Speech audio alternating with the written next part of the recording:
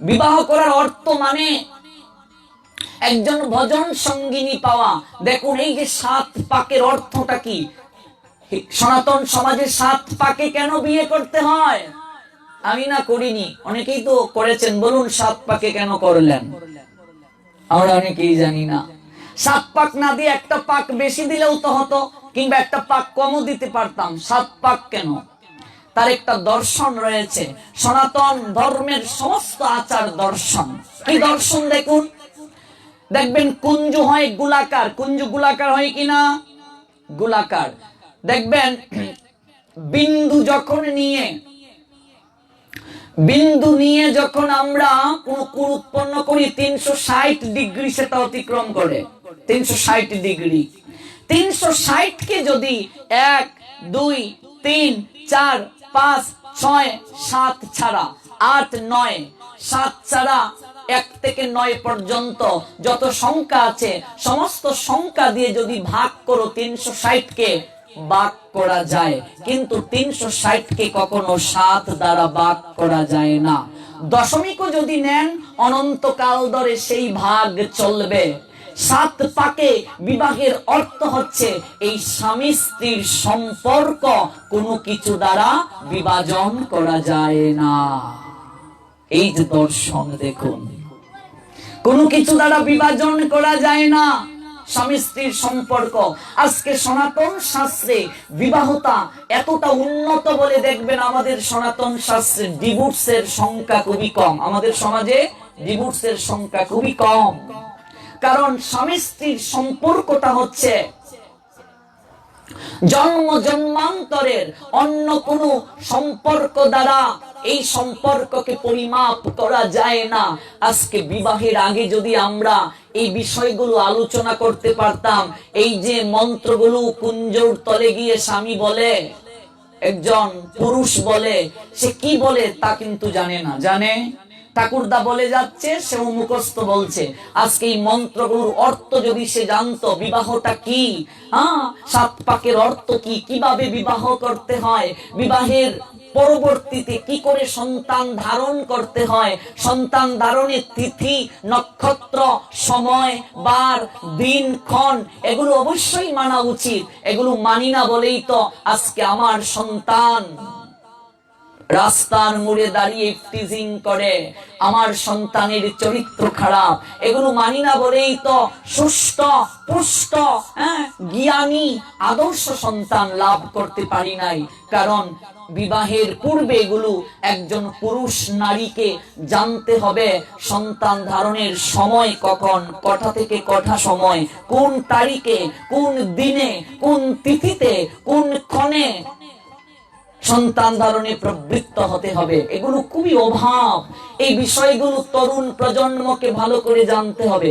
এগুলো লজ্জার বিষয় নয়। আমি তরুণ কাল বিয়ে করব, আমাকে জানতে হবে না? এগুলো নিশ্চয়ই জানতে হবে। এগুলো জানি না। আজকে রাবণ কুম্ভকর্ণের আপনি জন্ম বৃত্তান্তটা দেখুন, আজকে কেন তারা অসুর হলো। দুর্যোধনের জন্ম বৃত্তান্ত দেখুন, কেন ভ্রাতৃবধূর শাড়ি টানলো। এই নির্লজ্জতা কেন তার হৃদয় মাঝে আসলো? কেন এতটা অসুর প্রকৃতির হলো? আপনি কংসের জন্ম বৃত্তান্তটা দেখুন। কংসের মা পদ্মাবতী কখন সন্তান ধারণে প্রবৃত্ত হয়েছিলেন? কেন কংসের চরিত্র এরকম হলো? আজকে এই বিষয়গুলো যদি আলোচনা করি, প্রহ্লাদ মহারাজের জীবন বৃত্তান্ত দেখুন, কি করে অসুরের রজবীর যে তিনি ভক্ত হলেন। মনে রাখবেন, আমরা আক্ষেপ করে বলি সন্তানটাকে মানুষ করতে পারলাম না। মানুষ করতে গেলে দুটা প্রক্রিয়া অবলম্বন করতে হবে, যেটা সায়েন্স স্বীকার করেছে, শাস্ত্রও স্বীকার করেছে। এক হচ্ছে সন্তান ধারণের প্রবৃত্তি, অর্থাৎ পিতার মানসিকতা, মায়ের মানসিকতা, দিনক্ষণ সময় পদ্ধতি, এবং দ্বিতীয় হচ্ছে গর্ভকালীন সময়ে মায়ের সাধনা। এই 10 মাস 10 দিন, এটাকে গর্ভ সংস্কার বলছে, যেটা প্রহ্লাদ মহারাজকে পেটে নিয়ে প্রহ্লাদের মা কয়াদু করেছিলেন। এই 10 মাস 10 দিন মা যেমন আচরণ করবে, যে ভাষা প্রয়োগ করবে, সন্তান পেটের ভিতর থেকে সেটা অনুসরণ করবে। মা বাবা যে আলোচনা করবে, এই জন্য চীন দেশের যদি ইতিহাস পড়ো, চীনা। আজকে আমরা সমগ্র বিশ্ব তথা বাংলাদেশে চীনা সামগ্রী সবচেয়ে বেশি, প্রোডাক্ট বেশি। আপনারা কি জানেন চীনের নারীরা গর্ভবতী থাকাকালীন অবস্থায় টেকনিশিয়াল প্রযুক্তিগত বই বেশি পড়ে? এটা জানেন কিনা গুগল সার্চ করে দেখবেন। যার কারণে দেখবেন চীনের ছেলে মেয়েরা জন্মের পর থেকেই তারা বিভিন্ন এই যে প্রযুক্তি সম্পর্কে, প্রোডাক্ট বানানো সম্পর্কে তারা বেশি জ্ঞানী। গর্ভকালীন সময়ে মা যা করবে সন্তানের চরিত্রে সেটা প্রস্ফুটিত হবে। যেহেতু মায়ের সঙ্গে সন্তানের সম্পর্কটা সবচেয়ে বেশি নিবিড়, নারীর একটা টান থাকে। বাবা বাবার কাজ করেই শেষ, পিতা আনন্দিত হইয়া সাগরে দেয় ফেলিয়া, সেই যে চলে গেল ফিরে এলো না, আমায় ধরিয়া জটরে কত কষ্ট করে 10 মাস 10 দিন গর্ভে দিল ঠাই। তাই বলছে একজন সন্তান পিতার কাছে যতটা ঋণী, তার চেয়ে অধিক থেকে অধিকতর ঋণী থাকে মায়ের কাছে। একটা সন্তানের জীবনে 25% অবদান বাবার, অর্থাৎ জন্ম গ্রহণ তথা সন্তান ধারণ পোষণের ক্ষেত্রে 25% বাবা আর 75% মা। মাকে 75 মার্ক দিয়েছেন শাস্ত্র। এই জন্য মা যে আচরণ করবে সন্তানের মাঝে সেটা প্রকাশিত হবে। আজকে সুভদ্রা গর্ভকালীন অবস্থায় চক্রব্যূহ ব্যাত করার পদ্ধতি জানলেন, অভিমন্যু পেটের ভেতর থেকে শুনলেন, কিন্তু বের হওয়ার পদ্ধতি অর্জুন বললেন ঠিকই, সুভদ্রা ঘুমিয়ে গিয়েছিলেন, সন্তান শুনতে পায় নাই। সুখদেব মায়ের পেট থেকে ভাগবত শিখে বের হয়েছেন। প্রহ্লাদ মহারাজ মায়ের পেট থেকে ভক্ত হয়ে বের হয়েছেন। এই জন্য এগুলো খুবই খুবই অভাব আমাদের সমাজে। তাই আমি সব সময় তরুণদেরকে একটা কথা বলি, সংসার জীবনে যাওয়ার পূর্বে একজন আচরণশীল সাধুর নিকট থেকে এই বিষয়গুলো জানাটা আবশ্যক। নইলে দাম্পত্য জীবনে সুখ, দাম্পত্য জীবনে সুসন্তান লাভ হবে না। ভালো করে বুঝতে হবে কথাগুলো। অ্যাসেম্বলি সিচুয়েশন, এটা জানতে হবে। আমাদের সমাজে এটার বড় অভাব। এই যে মানুষ সৌন্দর্যের পূজারী, সৌন্দর্যটা লোচনে সবচেয়ে বেশি নিরীক্ষিত হয়। আর এই সৌন্দর্যের রহস্যটাই আমরা জানলাম আত্মা। কোন প্রসঙ্গ থেকে আমরা গেলাম? চৈতন্য চরিতামৃত বললেন এই জগতের বুকে অন্ন দান করো, বস্ত্র দান করো, যত দানই তুমি করো না কেন এই দানগুলো তো অবশ্যই মঙ্গল হবে, পুণ্য হবে, কিন্তু সর্বশ্রেষ্ঠ দান হচ্ছে আত্মার খাদ্যে সংস্থান যে করে, আত্মার খাদ্য যে দান করে বেড়ায়। আত্মার খাদ্যটা কি? আত্মা কি খায়? জল খায় না, নিরামিষ খায় না, মাছ খায় না, মাংস খায় না। আত্মার খাদ্য কি? আত্মার খাদ্য হচ্ছে কৃষ্ণ কথা, হরি নাম, কৃষ্ণ নাম। আত্মার খাবার হচ্ছে হরি নাম, কৃষ্ণ নাম, কৃষ্ণ কথা। তাহলে ভেবে দেখুন, একদিন যদি আপনি দেহটাকে খাবার না দেন, দুদিন যদি আপনি দেহটাকে খাবার না দেন, তাহলে আপনার দেহটা ক্লান্ত হয়ে যাবে। আত্মাকে যদি আমরা খাবার না দেই, অর্থাৎ আমরা যদি হরি নাম না করি, কৃষ্ণ নাম না করি, তাহলে আমার আত্মার অবস্থা কি মা? আত্মা উপবাসী আছে। আর এই জন্য গীতায় ভগবান বললেন আত্মা আত্মার বন্ধু, আত্মা আত্মার শত্রু। তোমার আত্মা শত্রু হয়ে যাবে। আজকে আমার মানসিক শান্তি নাই একটাই কারণ, আজকে আমার এত রোগ একটাই কারণ, মন স্থির নয়। মেডিকেল সায়েন্স বলছে রোগ হওয়ার 99% কারণ হচ্ছে মন থেকে। মন যার সুস্থ, দেখবে শরীর সুস্থ। আপনার মন যদি ভালো না থাকে, আপনাকে যত অট্টালিকাতেই রাখা হোক না কেন, খাবার দাবার দেয়া হোক না কেন, ভালো লাগবে আপনার? আর এই মনকে সুস্থ রাখতে গেলে ট্রিটমেন্ট করতে হবে। এটা ডাক্তার করতে পারবে না। মনকে ভালো ডাক্তার করতে পারবে না, মনকে ভালো করার পদ্ধতি শাস্ত্র দেখিয়ে দিলেন। এই জন্য গীতায় অভ্যাস যুগটা পড়ো একবার, 6ষ্ঠ অধ্যায়, দেখবে মনকে কি করে শান্ত করতে হয়। মনকে বশীভূত করা বায়ুকে বশীভূত করার চেয়ে কঠিন কাজ। আমি আবারও বলছি, যদি 7 দিন কোনোদিন এই অষ্টগ্রামে আলোচনার সুযোগ হয়, আমি একেবারে বিজ্ঞানকে পাশে রেখে আলোচনাগুলো করব। আজকে গীতা সম্পূর্ণ দর্শন। একটা মানুষ কখনো বিপদগামী হবে না, একটা মানুষ কখনো মানসিক ভাবে ভেঙে পড়বে না যদি সে গীতাটাকে একটু পড়ে। মনুষ্য জীবনের সমস্ত প্রশ্নের সমাধান পেয়ে যাবে। বিপদ আসবে, আপদ আসবে, কিন্তু সে ঘুরে দাঁড়াতে পারবে। এই ঘুরে দাঁড়ানোর শক্তিটা গীতা আপনার হৃদয়ের মাঝে জাগিয়ে দেবে। তাই আমি সবাইকে বলি, যাদের চোখে আলো আছে অবশ্যই গীতাটা পড়েন। যারা মূর্খ, যাদের চোখে আলো নেই, যারা নিরক্ষর, তারা পড়তে পারে না, তাদেরকে হয়তো ভগবান ক্ষমা করে দেবেন। কিন্তু আপনি রিডিং পড়তে পারেন, আপনার চোখে আলো আছে, আপনি যদি না পড়েন আপনার ক্ষমা নেই। ভগবান যদি আপনাকে প্রশ্ন করেন, তোর তো চোখে আলো ছিল, হ্যাঁ, তুই কেন পড়লি না, তুই কেন জানলি না, তুই কেন মানলি না, কি উত্তর দেব আমরা বলুন? যাদের অক্ষর জ্ঞান নেই তাদেরকে মহাপ্রভু বললেন, মূর্খ আমি নাহি মোর বেদান্ত পাঠের অধিকার। কৃষ্ণ মন্ত্র জপ সদা, তোমাকে কিছুই করতে হবে না। যারা পড়তে পারো না, হরিনাম করো, তাতেই উদ্ধার হবে। হরিনাম সবাইকে উদ্ধার করবে। কিন্তু আমরা যারা চোখে আলো পেয়েছি, আমরা কেন পড়বো না? আমরা কেন ভগবান সম্পর্কে জানবো না? আমি সবাইকে অনুরোধ করি, আপনারা গীতাটাকে অধ্যয়ন করুন। অন্তত পড়ার টেবিলে গীতাটা রাখেন। যারা ছাত্র ছাত্রী আছেন, পাঠ্য পুস্তক শুরু করার পূর্বে একটা শ্লোক পড়ে নিন। ব্যবসায়ী যারা আছেন, ব্যবসার গতিতে রাখো গীতাটা, বরং আরো মঙ্গল হবে। প্রতিদিন একটু দুধ দেখাও, দীপ দেখাও, গীতা মায়ের করুণা হবে। এক অধ্যায় পাঠ করে সকালবেলা ব্যবসা প্রতিষ্ঠানটা, ব্যবসা কার্য শুরু করো। চাকরিজীবী যারা আছো, একটু গীতাটা পাঠ করে যাও চাকরি স্থলে, দেখবে মঙ্গল হয়ে যাবে। ভগবানের কথা দিয়ে যদি দিনটা আমরা শুরু করি, বাবা, নিশ্চয়ই দিনটা ভালো যাবে।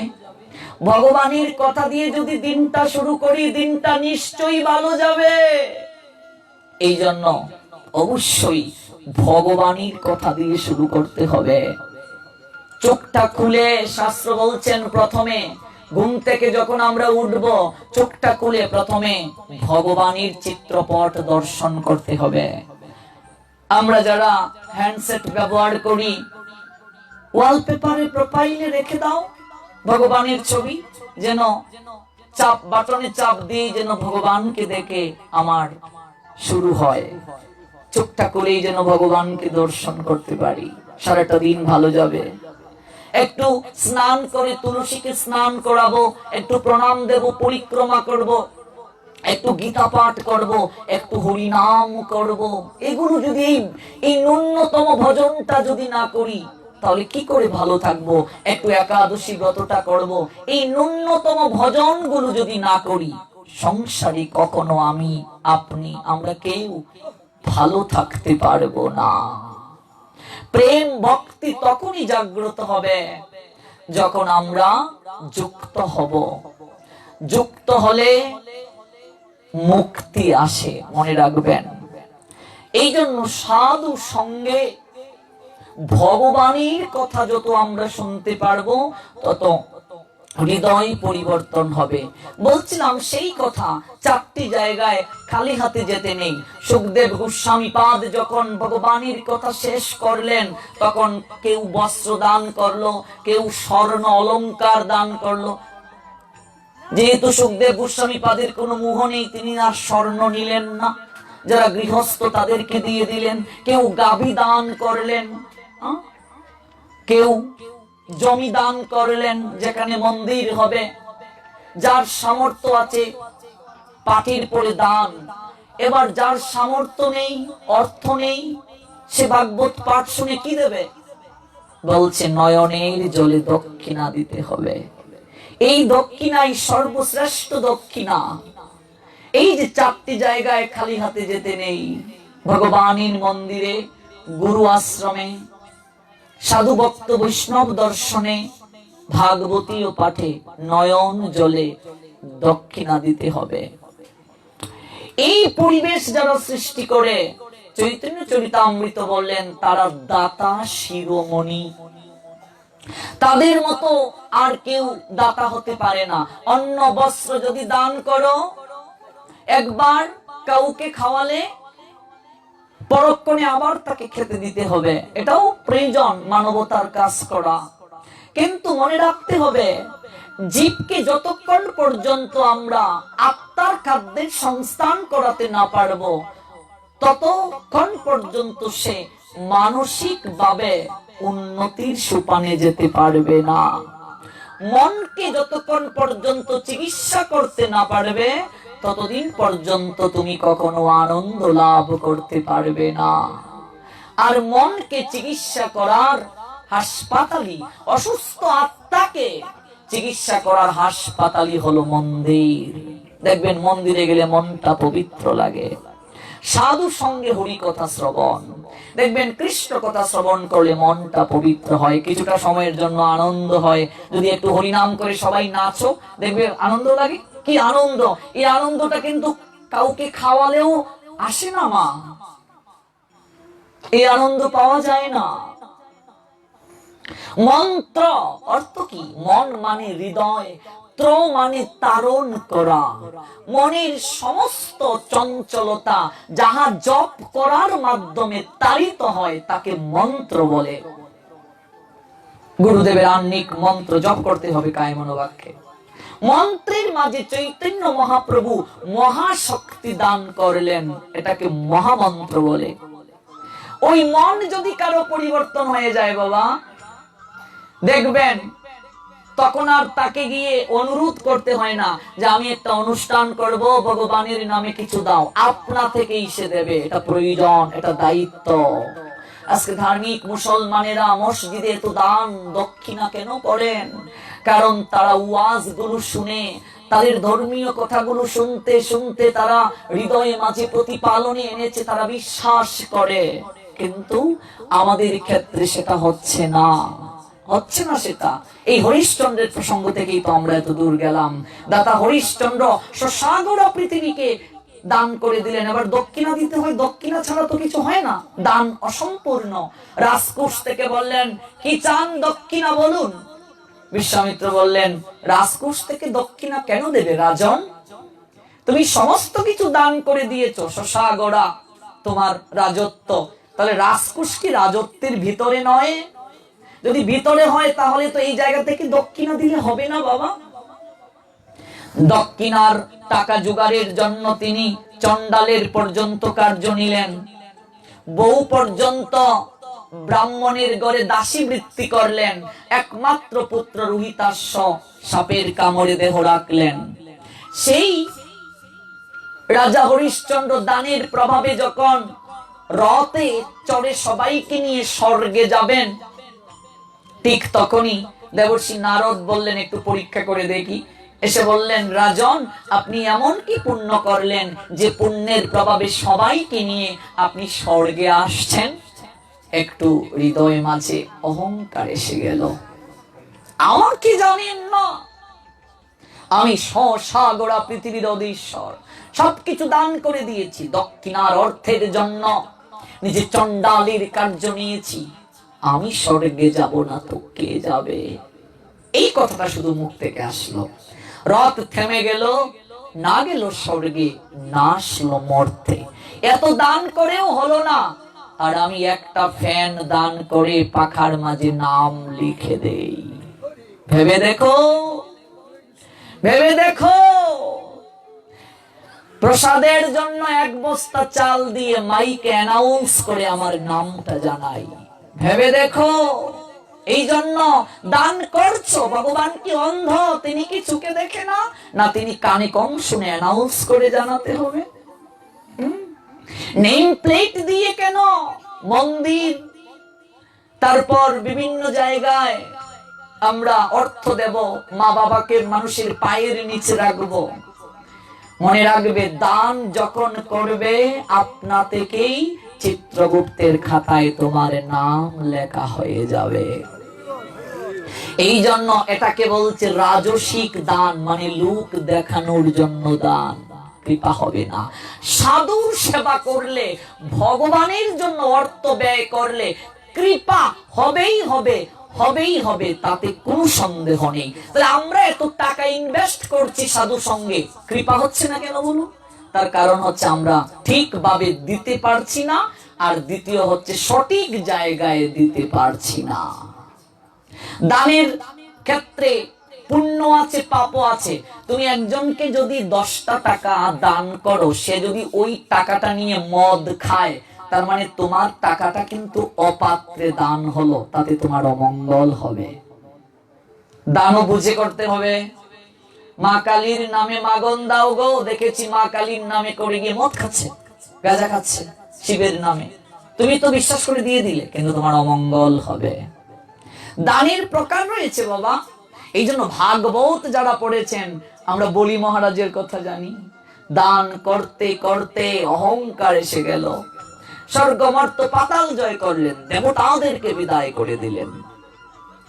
ভগবান বামন রূপ ধারণ করে আসলেন।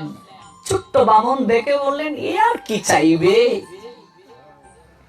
কি চাও? ভগবান বললেন, 3 পা রাখার জায়গা চাচ্ছি। ও মাত্র 3 পা। এই যে দেখুন, দান করার মাঝেও একটা বোঝা যাবে অহংকার। কি চান বলুন? এই যে মানে অহংকার হবে না, দানে কৃপা হবে না। 3 পা রাখার জায়গা, খামি সসাগর আর অধীশ্বর রাজা, মাত্র 3 পা রাখার জায়গা। আমি তো চেয়েছি আপনি অর্ধেক রাজত্ব চেয়ে নেবেন, স্বর্ণ মণি মাণিক্য চাইবেন, মাত্র 3 পা। হেসে হেসে বলছেন, ভগবান মৃদু মৃদু হাসছেন, বলি তুমি এত অহংকারী হয়ে গেলে দান করতে করতে। 1 পা দিয়ে সমস্ত কিছুকে অধিকার করলেন, স্বর্গমর্ত পাতাল সব। আরেক পা কই রাখবেন? 2 পা দিয়েই তো শেষ। এবার তো বুড়ি অবাক হয়ে গেল, এই কি দেখলাম, ছোট্ট একটা বামন এত বৃহৎ আকার হয়ে গেল। তার স্ত্রীর নাম বৃন্দাবলী। বলি মহারাজের দেখুন উপযুক্ত সহধর্মিনী কাকে বলে, এসে বুদ্ধি দিল, মহারাজ এই সুযোগ, এ বামন সাধারণ কেউ নয়, স্বয়ং ভগবান, তা না হলে তো এই রূপ হতো না। যে চরণ ধুলি সবাই পায় না, রাজন আজ আপনার কত সৌভাগ্য। 3য় পা যদি উনি বের করতে পারেন, আপনিও জায়গা রূপে আপনার মস্তকটাকে এগিয়ে দেন। স্ত্রী কাকে বলে দেখো, কেন স্ত্রী গ্রহণ করবে? সহধর্মিনী শৈব্যা, হরিশ্চন্দ্রের স্ত্রী, তাকে সহধর্মিনী বলে। স্বামীর ধর্মকে রক্ষা করার জন্য দাসী বৃত্তি পর্যন্ত করলেন। বেহুলা, সাবিত্রী, সীতা, ওরা সহধর্মিনী। পত্নী কাকে বলে মা? যে স্ত্রী স্বামীকে পতিত অবস্থা থেকে উদ্ধার করতে পারে, নতুবা তাকে পত্নী বলে না। বলি বললেন, প্রভু আপনি যদি আরেকটা পা আপনি প্রকাশ করেন, আমি অবশ্যই জায়গা দেব। ভগবান 3য় পা বের করলেন। বলি মহারাজ বললেন, প্রভু ওই পা আপনি আমার মস্তকে স্থাপন করুন। ভগবান বলিকে মাথায় পা দিয়ে সুতলে পাঠিয়ে দিলেন। এই যে দেখুন, বৃন্দাবনী বলছে, তুমি কপটতা কেন করলে প্রভু? এক রূপ ধরে এসে আরেক রূপ ধারণ করলে, জগতে কি তোমার কলঙ্ক হবে না? ভগবান মূলত বলিকে শাস্তি দিলেন না, কৃপাই করলেন। যার চরণ ধুলি দেবতারাও পায় না, সাধক বহু জনম সাধনা করেও যার চরণ ধুলি পায় না, আর ভগবান সেই বলিকে চরণ ধুলিতে অভিষিক্ত করে সুতলে পাঠালেন। বৃন্দাবলীকে বললেন, ওগো মাতা, আমি সন্তুষ্ট হয়েছি বলির শ্রদ্ধায়, আমি সুতলে তাকে পাঠালাম। এই যে 7 পাতালের মাঝে একটা সুতল। তবে জানো, আমি ওই যে স্বয়ম্বর মন্বন্তর যখন আসবে, ওই মন্বন্তরে আমি স্বয়ং ভগবান দ্বার রক্ষক হয়ে, আমি সুতলের পাশে পাহারাদার হয়ে থাকবো। ওগো মাতা, তুমি সেই বাম পাশে বসবে, আর স্বয়ং বলি ইন্দ্র হবে, আমি পাহারাদার হয়ে তোমাদের সেবা করিব। কতটা কৃপা করলেন, ভগবানকে বন্দী বানিয়ে রেখে দিলেন ভক্তি দ্বারা। বাবা, ওই ভগবান যখন সুতলে আটকা পড়লেন ভক্তের জন্য, এবার লক্ষ্মী বলছেন, আমার প্রভুকে আমি কিভাবে পাবো? দেবর্ষি নারদ তাকে বুদ্ধি দিলেন, মা তুমি বলিকে গিয়ে নিজের বাই বানিয়ে ফেলো। লক্ষ্মী আসলেন ছদ্মবেশ ধারণ করে, বলিকে বাই ডাকলেন, হাতের মাঝে রাখি পরালেন। ওই যে রাখি বন্ধন, আমরা এই থেকে রাখি বন্ধনের উৎপত্তি। লক্ষ্মী এসে বলির হাতের মাঝে সুতো বাঁধলেন, ভাই ডাকলেন। এবার ভাইয়ের কাছে বোনের অধিকার বেশি থাকে, বলছে আমি আমার পতিকে নিয়ে যেতে এসেছি। এবার তো বলি ছাড়তে পারবে না, আবার বোনের কথা ফেলতেও পারবে না। কাঁদতে শুরু করলো, এমন একটা জিনিস চাইলে রে বোন আমার কাছে, আমি কত সাধনা করে থাকে অনুরাগের বন্ধনে বেঁধেছিলাম, আর তুই সেই অনুরাগের বন্ধনকে ছিন্ন করে নিয়ে যেতে এসেছিস। কিন্তু জগতের বুকে ভাই বোনের সম্পর্কের মতো পবিত্র সম্পর্ক আর হতে পারে না। বোন যদি কিছু চায়, ভাই কলিজাটাও দিয়ে দিতে পারে, কি দেব আমি? এবার ভগবান তিনি দেখলেন ভক্তকেও কষ্ট দিতে পারবেন না, লক্ষ্মীকেও কষ্ট দিতে পারবেন না। ভগবান তার অঙ্গ থেকে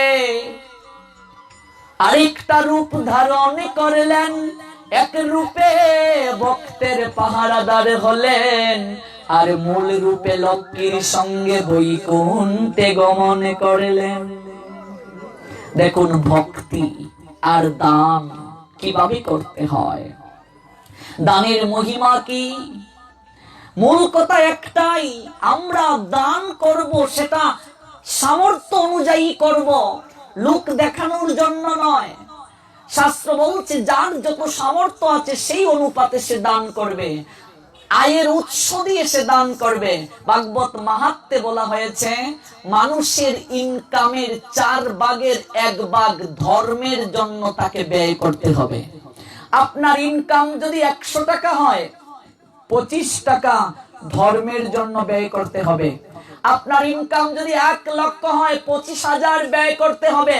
এবার যে 25 টাকা ব্যয় করে যে কৃপা পাবে, আপনি 25,000 ব্যয় করে সেই কৃপা পাবেন। সামর্থ্য অনুযায়ী দান ভগবান আপনাকে দিয়েছেন।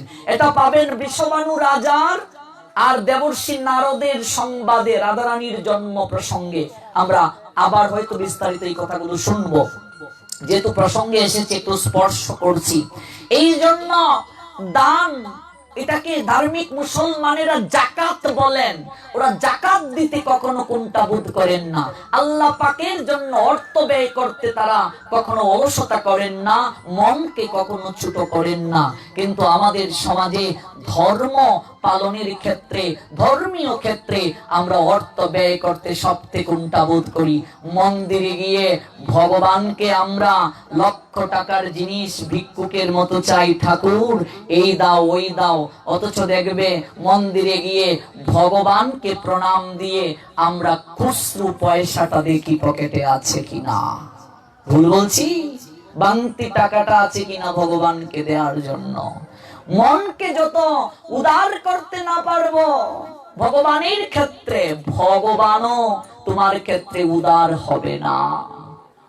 মন্দিরে গিয়ে সবচেয়ে ব্ল্যাক টিপ মারা টাকাটা ভগবানের বাসকে রেখে আসি, ভগবান তো আর কিছু বলবে না।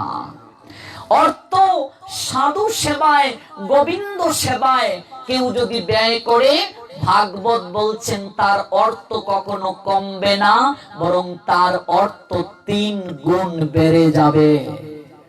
কোথায় আছে সেই প্রসঙ্গ? ভাগবতে সুদামা বিপ্রের লীলায় দেখবেন সেই প্রসঙ্গ আছে। ভগবানের কাছে কিচ্ছুটি চাইতে হয় না। মা, তোমার সন্তান যখন ছোট ছিল, কথা বলতে যখন পারতো না, তখন কি তুমি জানতে না কখন তার খাবারের সময়, কখন তার স্নানের সময়?